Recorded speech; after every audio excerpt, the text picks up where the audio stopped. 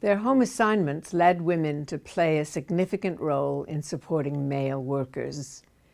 Here, the sit-down strike offers a prime example. The wives of union families and the mothers of older children who had been unionized did not sit on their hands when strikes began to occur. They formed women's auxiliaries. We sometimes dismiss those women's auxiliaries as the providers of potluck suppers who brought food to striking workers and perhaps laundered their clothes. And yet, when we look at what the women's auxiliaries did in the 1930s, both in terms of maintaining the morale of strikers and of enabling their success, we discover their centrality to many of the 30s victories. Case in point are the auto strikes of the 1930s, some of the most successful in American labor history.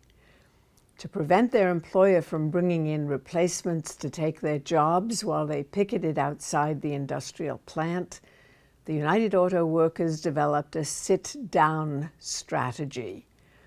By keeping workers inside the plant, beside their idled machines, they hoped to prevent General Motors from breaking their strikes. Workers who sat down in place could not be replaced unless they were forcibly removed. The trouble was that workers had to stay alive. They had to be fed, they had to have clean clothes, they might need blankets and pillows. Janora Dollinger Johnson, wife of a sit-down striker in Flint, Michigan, took on the task of organizing the wives of other workers to support the Flint sit-down strike. Together, they organized groups of women to feed the men inside the plant, to provide them with clean and warm clothing as needed, and to keep up the morale of the striking workers. Their work included rallying community support, which they did by strategic use of neighborhood sound trucks and turning picket lines into activities for whole families.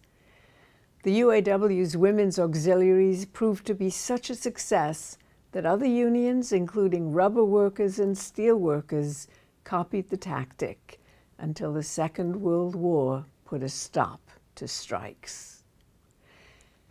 I want to pause for a minute to say that the efforts of these women, whether they were women in the auxiliaries or whether they were women who actually organized themselves, did not go unnoticed. A well-known song by Woody Guthrie somewhat ambiguously romanticizes and conflates the lives of workers and wives. There was once a Union maid, Guthrie sang. She never was afraid of goons and ginks and company finks and the deputy sheriffs who made the raid. She went to the Union Hall when a meeting it was called, and when the Legion boys came round, she always stood her ground. But notice how Guthrie shifts from this brave woman to a woman's family commitments.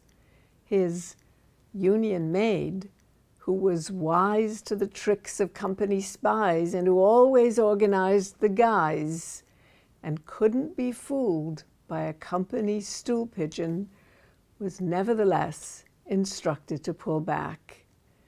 "You gals who want to be free," Guthrie told women, "just take a tip from me.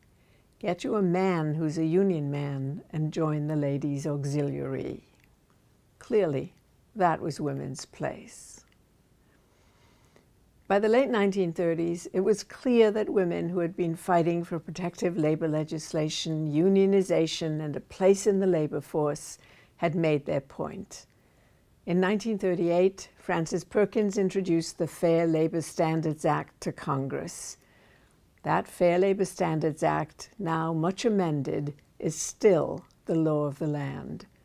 It standardized the 40-hour work week with overtime pay for extra work. It established a national minimum wage at 25 cents an hour. It prohibited most employment of minors in oppressive child labor, thereby ending child labor in the United States.